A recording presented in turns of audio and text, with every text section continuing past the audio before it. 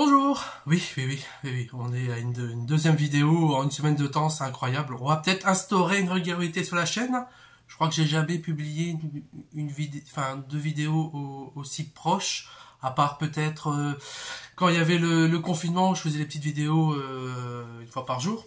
Tout d'abord, merci pour l'accueil de la précédente vidéo. Alors je crois qu'on est là, on est à 490 abonnés, et il y a eu plus de 150 visionnages, donc voilà, donc c'est bien, c'est un peu plus d'un quart, hein. Bonjour, je suis format. Donc ça c'est cool, merci pour les petits commentaires, merci pour les retours de Thomas, qui, tu vois, hein, Thomas, hein, deuxième épisode, une semaine après, voilà, t'auras ta dose. Merci à Maxime, donc qui est un ancien client qui est maintenant au Mans, qui m'a fait des retours aussi et qui m'a conseillé notamment de faire des timecodes sur la vidéo pour un peu repérer, voilà, pour permettre par exemple aux gens qui veulent voir que les lectures d'accéder directement aux lectures. Donc ça c'est cool. Et merci à Camille, ma conjointe, qui m'a donné une petite astuce parce que en fait la vidéo comme je la tourne en fait elle est alors vous ne voyez pas, mais en fait elle est tournée à l'envers au niveau des titres là que vous voyez, les guerres de Lucan. En fait moi je le vois à l'envers et la semaine passée ce que j'avais dû faire, j'ai dû passer par un logiciel pour réinverser la vidéo en fait, pour que du coup on puisse lire les titres.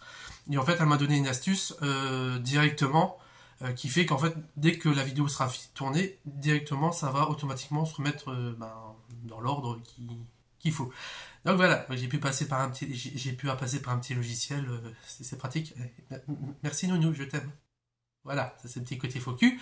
Merci aussi à Max Faraday, dont j'avais parlé la semaine passée en disant que c'était ma principale source d'inspiration pour la vidéo, qui a partagé, qui a dit merci de l'avoir nommé. Donc ça c'est cool. Donc moi ça m'éclate assez pour l'instant. Donc j'espère pouvoir faire ça donc encore une fois assez régulièrement. Parce que voilà, encore une fois, ça me plaît de parler de la vie de la librairie, de mon métier, et de faire finalement ce que je fais en newsletter écrite, mais faire un peu en vidéo. Donc au niveau des événements qui a pu se passer dans les deux librairies, il y a eu la journée Spacis Family, donc qui s'est passée le 11 octobre à Aventure Manga. Donc la journée, en fait, donc moi j'étais pas présent parce que c'était mon jour de repos, donc j'y suis passé rapidement le matin pendant que mon petit garçon était à son cours de musique. Et du coup, on avait Apolline qui était déguisée en Anya, il y avait Max qui était là, Chloé qui a rejoint l'équipe dans l'après-midi. Donc il y a eu des quiz, il y a eu des memories, et les gens qui venaient notamment pour acheter donc le collector de Spacis Family, dont on a fait un unboxing sur les réseaux. Et voilà, donc d'après les photos que j'ai pu voir, c'était assez cool. Il y avait un toutou qui était là, ça avait l'air trop bien. Le seul truc, c'est que clairement Kurokawa, l'éditeur, donc a voulu faire un peu. Je pense que la nuit à One Piece leur a donné quelques idées.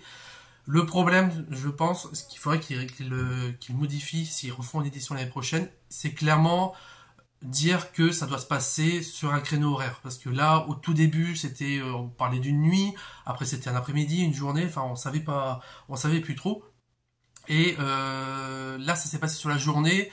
C'était un peu compliqué parce que les gens venaient un peu finalement comme ils voulaient. Donc il n'y avait pas le côté vraiment masse qu'on a pu avoir avec la New One Piece. Donc clairement, ce qui pourrait être sympa, c'est par exemple, je sais pas, Apolline disait faire le goûter Spacis Family. Donc je sais pas, qui passerait à 16h jusqu'à, je sais pas, 18h par exemple. Ça pourrait être sympa et vraiment créer le côté vraiment événement. Mais bon, bref, c'était assez cool.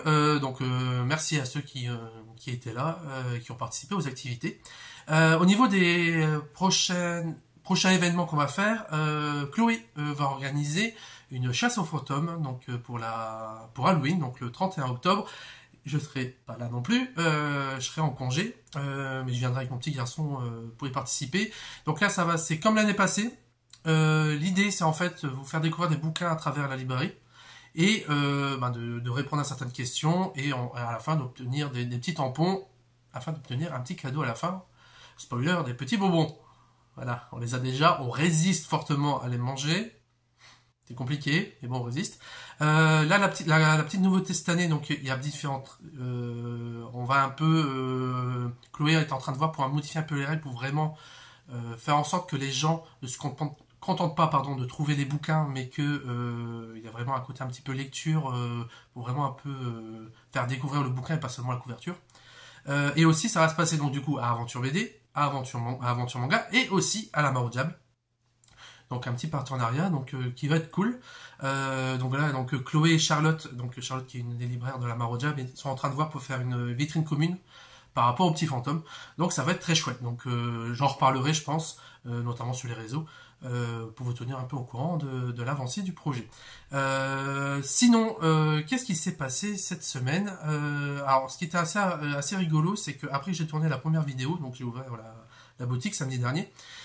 Et là, j'ai eu un père de famille avec son fils qui sont venus, qui ont été dans le rayon comics et qui reviennent avec donc un comics pour le papa et un comics pour Rangers. Donc je comprends que le comics pour Rangers est pour le garçon. Et du coup, là, donc on discute parce que bon, voilà, je suis un grand fan de Power Rangers. Et en fait, le petit garçon dit qu'en fait, il est aussi fan de la première génération, donc la génération que moi j'ai connue quand j'avais une dizaine d'années, qui est le même âge du même âge du garçon en question. Et le père explique qu'en fait il est très fan aussi de pop culture et il partage pas mal de choses avec son enfant. Donc moi je trouve ça très cool. Notamment c'est que je vois aujourd'hui c'est que les gens qui avaient 10 ans et qui ont aujourd'hui entre 30 35 ans, enfin comme moi, qui ont maintenant des enfants, peuvent partager leur passion. Typiquement par exemple quand on avait encore les mangas Aventure BD, je me rappelle et quand on faisait des statues Dragon Ball, je me rappelle d'un père de famille qui était venu avec son enfant, et les deux étaient émerveillés. Le père qui a connu ça quand il était petit, et l'enfant qui découvrait ça depuis quelques temps. Donc c'était assez cool, et ce qui fait que notamment aujourd'hui, on a moins de côté que le manga a une mauvaise image, parce que les générations se sont renouvelées, les générations adultes ont connu le manga, donc voilà, il y a moins d'idées reçues, même si encore du travail. Pour revenir du coup au père de famille et aux petits garçons fans de Power Rangers, là il m'explique qu'ils vont notamment dans des petites conventions, etc. en Belgique. Et là il me montre une photo. La photo avec l'acteur qui jouait le Power Rangers bleu, le Power Rangers noir, et mon Power Rangers préféré, le Power Rangers vert. Donc donc j'ai oublié le nom des deux autres acteurs. Donc là il y a le camion de livraison qui vient d'arriver, mais bon c'est pas grave, il connaît, donc on va peut-être entendre quelque chose. Je ne veux pas couper la vidéo, c'est comme le caméo d'Apolline. Et du coup, donc le petit garçon donc a rencontré du coup aussi le Power Rangers vert, donc Jason David Frank. Je suis désolé, j'ai oublié le nom des deux autres acteurs, qui est l'acteur que j'aurais adoré rencontrer. Malheureusement, cet acteur est décédé il y a quelques temps. Et en fait, le garçon donc me montre la photo qu'il a prise avec lui, dédicacée. Et là, j'étais ému d'une certaine façon, parce que j'étais content de voir ça, et j'étais très content pour ce garçon et ce père. Il me dit, ils ont partagé quelque chose de génial, et j'ai dit à ce garçon, garde surtout cette photo précieusement, c'est un sacré souvenir, et tu me rends extrêmement jaloux. Et là on continue à discuter, donc moi j'aime beaucoup, c'est des gens que j'ai jamais rencontrés, donc j'adore discuter de passion avec les gens de pop culture, etc. Et là, mon père m'explique, fan de cinéma, etc. Et là il me montre une autre photo, avec une voiture, une certaine DeLorean, avec lui dessus, et un certain Dr. Brandt. Donc l'acteur qui a interprété, que j'ai oublié, Christopher Lloyd, désolé, la prononciation. Donc là encore une fois, très jaloux. On entend la clé, là je pense, du livreur qui arrive. Et bonjour. Merci. Au revoir. Voilà, il a la clé, c'est pratique. C'est un super chauffeur d'ailleurs, qui là il est 9h, voilà, déjà livré. Souvent la plupart du temps c'est même 8h30, donc voilà. Franchement, on a tendance à les oublier dans la chaîne du livre, les transporteurs. Voilà, ils font un travail de dingue. Donc merci à eux, voilà, c'est la petite parenthèse. Donc du coup, le père de famille, donc après montrer les acteurs pour Ranger, me montre la DeLorean avec Christopher Lloyd. Putain, je suis désolé, je prononce ça n'importe comment. Et là, au même moment, je me dis, mais c'est dingue, vous avez rencontré des gens que j'aurais adoré rencontrer, même s'ils m'expliquent, donc ça va durer longtemps.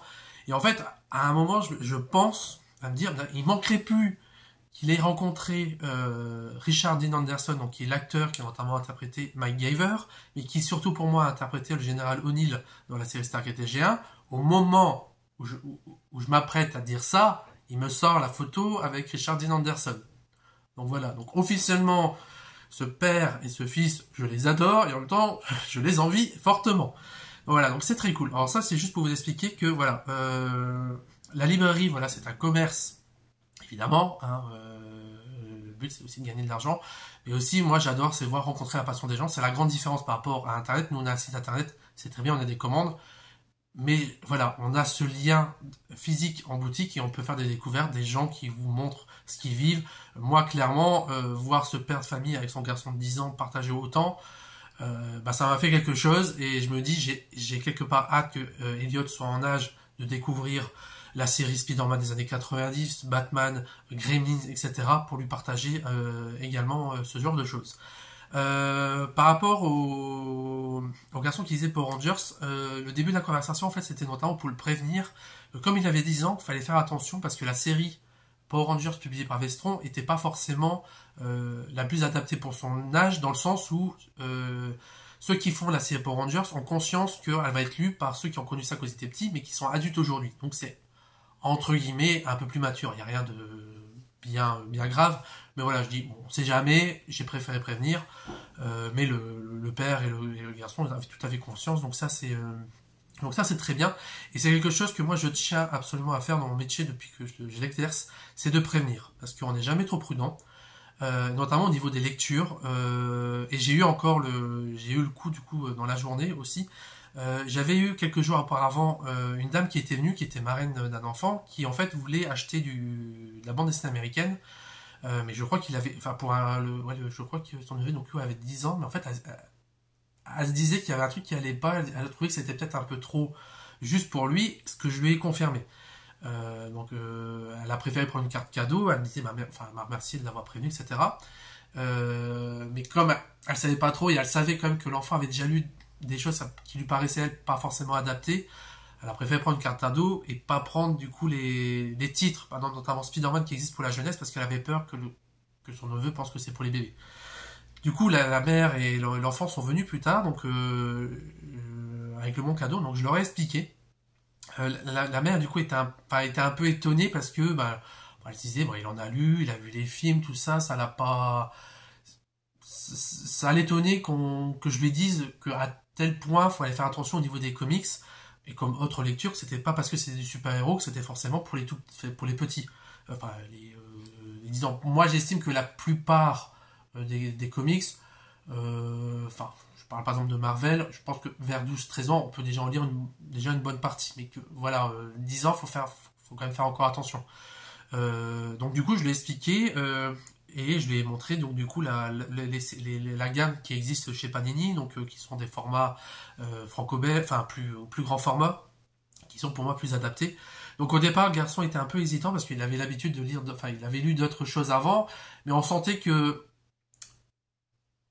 regardait plus les images que l'histoire. Et finalement, il a pris, il me semble qu'il a pris du coup une BD du coup plus adaptée selon moi à son âge. Et la mère, elle a finalement parfaitement compris. Et moi, clairement, je ne critique absolument pas cette dame. Franchement, on sentait qu'elle voulait simplement faire plaisir à son enfant et qu'elle y connaissait pas énormément. Et c'est normal, on peut pas tout connaître, même nous, en tant que libraire, on peut pas tout connaître. Mais j'estime que il faut prévenir. On peut pas interdire la vente, mais voilà, moi, je veux prévenir. Moi, j'ai été marqué notamment par dans les premières années, un enfant de 9 ans qui est venu avec le premier tome de Walking Dead en caisse en me demandant de l'acheter. Et là, il y avait un des parents ou quelqu'un de sa famille qui était là, un adulte, et je lui ai demandé, je dis, vous savez ce que c'est? Il m'a dit, non, je ne sais pas, mais je sais qu'il regarde la série télé, mais j'ai jamais regardé. Et là, je lui ai montré quelques pages, et le parent était pas très bien. Mais encore une fois, je leur en veux pas, voilà, ils pensaient pas à mal. C'est comme des gens qui voient leur enfant regarder des animés de manga, ils se disent c'est des dessins animés, donc ça va pour les enfants. Et non, l'Attaque des Titans, par exemple, c'est pas du tout pour les enfants. Voilà, faut faire attention. Donc animation veut pas dire pour enfants.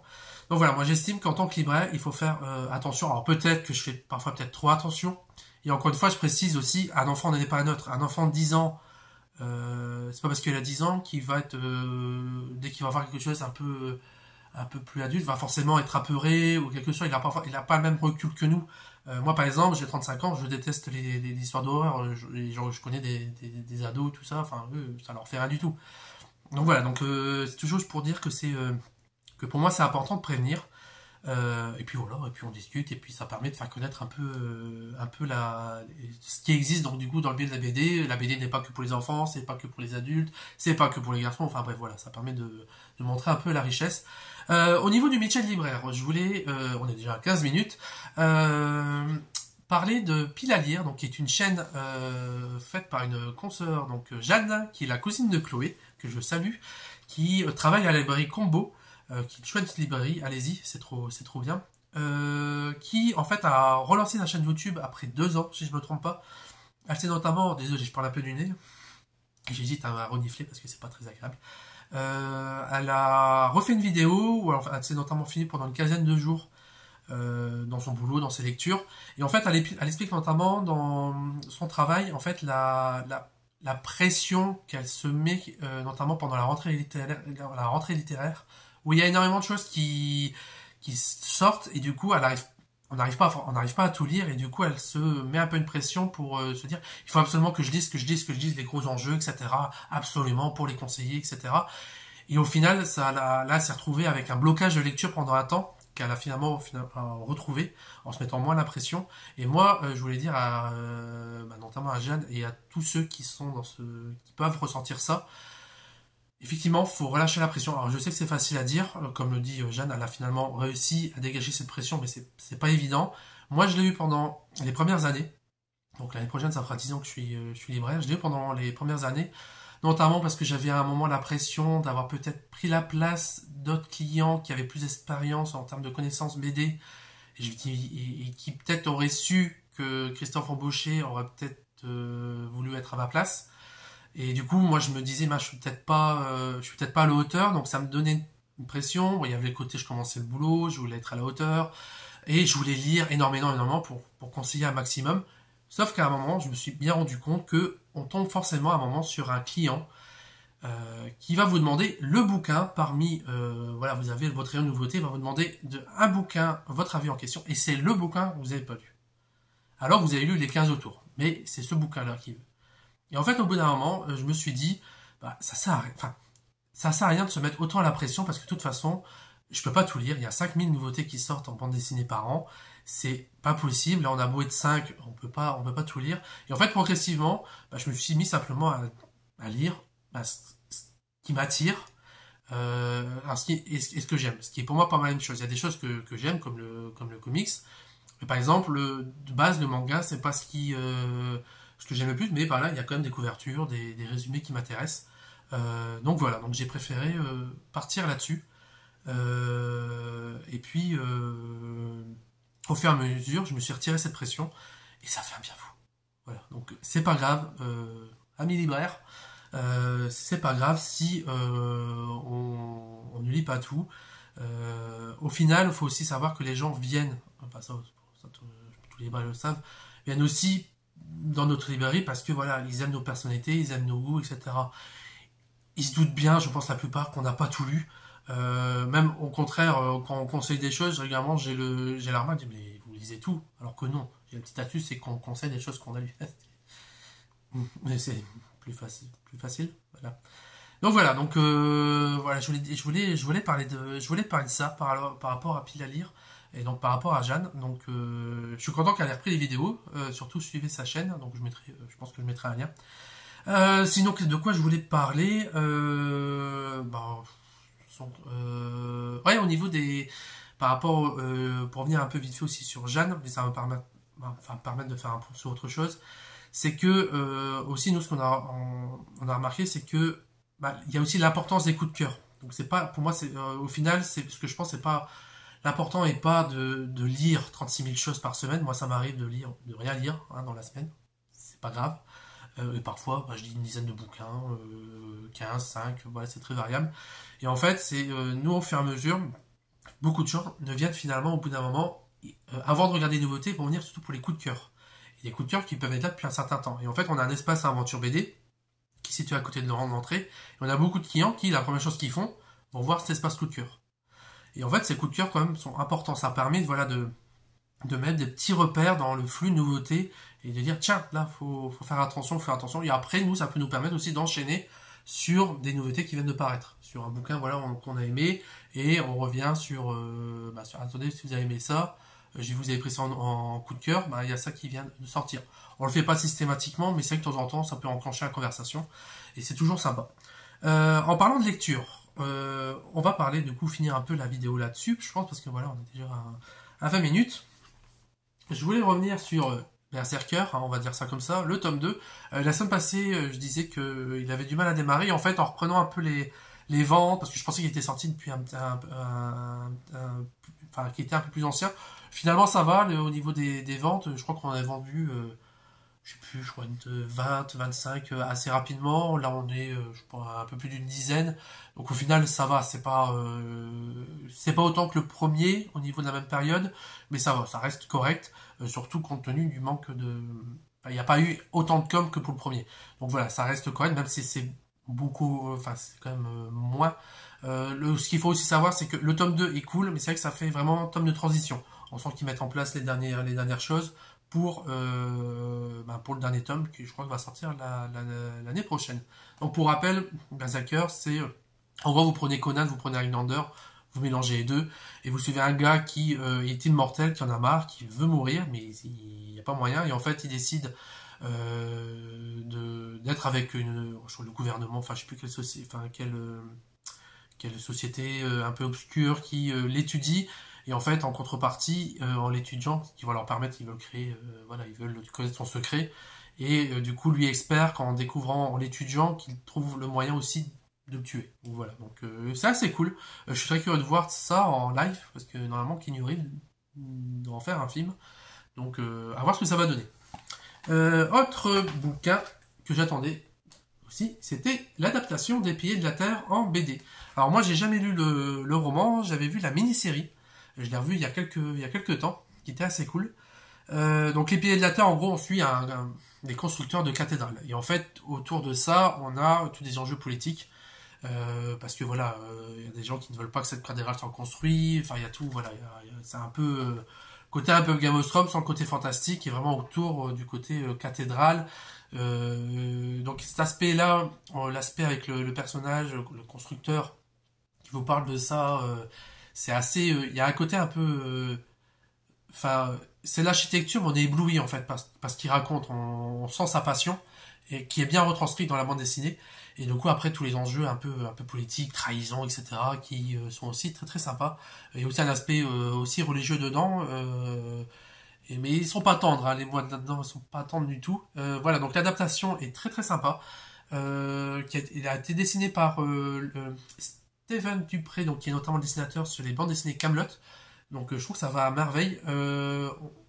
Moi personnellement, il y a une autre BD, un peu du style, mais par exemple Mon nom de la rose qui est sorti chez avec Manara, moi j'ai pas été séduit, et la BD un peu du même genre qui vient de sortir, donc Les Piliers de la Terre, donc j'ai largement préféré. Mais voilà, encore une fois, moi, je suis rien par rapport à Manara, hein, c'est très beau, mais je sais pas, il y a un côté historique très, je trouve un peu poussif, et qui m'a un peu sorti du bouquin, alors que le côté enquête est très sympa. Mais là, Les Piliers de la Terre, moi j'ai lu ça d'une traite. Donc c'est très très cool. Autre bouquin, le nouveau Jordi Lafèvre. Je suis doué pour prononcer les noms, c'est affolant. Donc je suis Leur silence. Alors ça typiquement c'est le genre de bouquin. L'intérêt du bouquin, c'est pas l'histoire en soi, c'est vraiment le personnage principal. Là, ensuite, on suit cette jeune femme qui, en fait, est une thérapeute qui, pour l'instant, ne peut plus exercer parce que les patients se sont un peu plaints de son comportement. Et du coup, elle est examinée par un confrère. Parce que, voilà, pour les patients, certains patients elle disent qu'elle est complètement folle. Donc, elle est en train de se faire... elle subit une série de rendez-vous avec lui pour juger si elle peut continuer ou non son métier. Et en fait, elle va en profiter pour raconter l'histoire d'un meurtre qu'elle a vécu dans une famille où elle a été invitée par une de ses patientes. Et en fait, c'est dans un domaine vinicole. C'était quoi, un domaine vinicole crois que c'était ça, enfin, d'une famille très aisée. Je crois que dans le domaine du vin ou, enfin, je sais plus, champagne, enfin bref, c'est pas ça le plus important. Et donc elle est invitée là-bas parce qu'en fait il y a la lecture du testament qui va être faite par la grand-mère de sa patiente, qui est toujours vivante, mais elle va faire une lecture de son vivant. Et la jeune fille donc n'a pas de comment dire d'appui avec elle, de quelqu'un de confiance. Et la seule personne de confiance c'est sa psy. Donc du coup, cette psy y va. Et en fait, ce personnage, il y a un côté un peu à la Dr House ou Sherlock. C'est le côté vraiment qui qui se prend pas la tête, qui envoie chez tout le monde quand il faut, qui va droit au but. Et c'est vraiment le tempérament du personnage qui qui donne tout le sel à l'histoire. C'est excellent, ses interventions. Elle envoie chier mais tellement de monde, c'est hyper cool parce que on aurait un personnage qui aurait été plus terre à terre. Voilà, je pense pas que j'aurais été marqué par l'histoire, qui est sympa, mais qui reste globalement classique. Voilà, qui en fait on la lit, c'est un peu aussitôt lu, aussitôt oublié, mais heureusement, notamment grâce à ce personnage et au dessin aussi. Franchement, c'est une très bonne lecture. Donc one shot, hein, je vous le conseille aussi si vous aimez un peu les personnages qui sortent de l'ordinaire, un peu excentriques, à la Dr House par exemple. C'est très très cool. Et on va finir par 26 minutes, hein, quand même. Hop, les deux tomes de La Bête. Donc La Bête, donc on a une vitrine qui a été réalisée par Apolline. Donc il y a en gros une version du Marsupilami, mais pas moderne, mais plus mature. Donc pas pour les enfants. Donc plus réaliste aussi, on va dire. Qu'est-ce qui se passerait si finalement on retrouverait un animal de cette façon, enfin un animal aujourd'hui, comment les humains se comporteraient. C'est pas très joyeux. Il y a un côté très un peu à la King Kong, donc avec une bête qui vient d'un lieu dont on ne sait pas vraiment d'où il vient. Donc là, il est pas amoureux d'une jeune femme, il se lie d'amitié avec un petit garçon. Mais voilà, il y a un côté un peu à la King Kong que j'ai trouvé plutôt sympa. J'ai trouvé ça magnifique. Après, j'ai pas non plus été comment dire. J'ai pas pleuré, etc. Voilà, j'ai pas non plus été complètement, enfin, je suis pas complètement rentré dedans, mais je trouve que c'est l'une des plus belles BD qui est sortie cette année malgré tout. Donc voilà, c'est tout pour cet épisode. J'espère que ça vous a plu. Merci encore de la regarder jusqu'au bout. Normalement, il n'y a pas de caméo là à la fin. Là, ça fait 2 caméos à chaque fois, coup sur coup. Je regarde, non, il n'y a personne, il n'y a pas encore le chef qui arrive. Voilà, donc merci, merci, hein, on va s'arrêter là.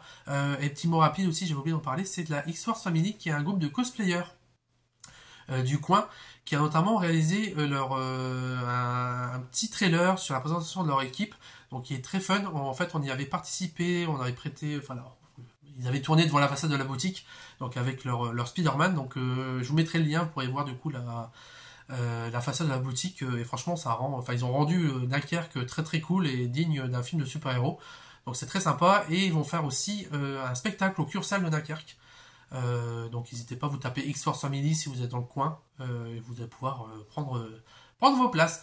Voilà, moi je vais terminer là, hein, on est à moins de 30 minutes, hein, parce que moi je vais essayer de faire pas plus de 30 minutes, hein, ça me paraît idéal. Et je vous dirai à bientôt, on verra la semaine prochaine, ou pas. Hein, on verra bien selon ce que j'ai à dire, le temps, etc. Je ne vais pas mettre de pression là-dessus. Mais de toute façon, là, actuellement, j'ai déjà pas mal de choses. En ce moment, il y a beaucoup de choses à dire donc, dans le milieu, dans la vie de la boutique. Donc, c'est cool. Voilà. À bientôt.